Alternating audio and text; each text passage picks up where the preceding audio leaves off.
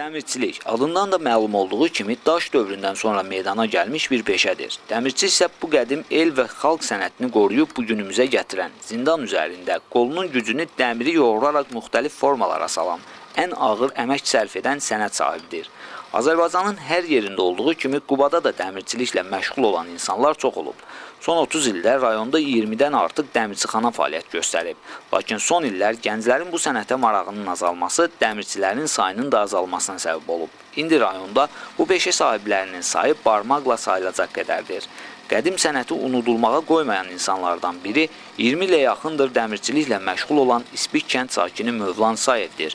Dediyinə görə dəmirçilik ağır sənət olsa da onu böyük həvəslə davam etdirir.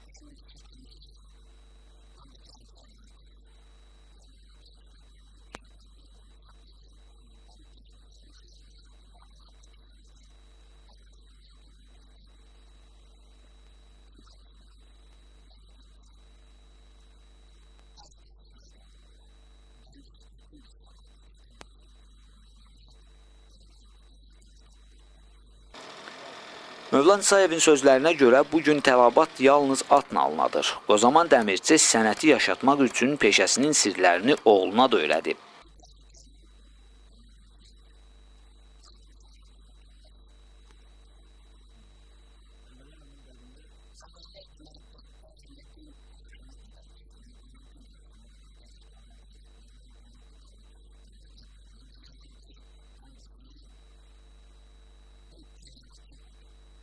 Mövlan Sayev deyir ki, gənclər sənətə maraq göstərərsə, böyük həvəslə onları dəmirçi kimi yetişdirməyə hazırdır.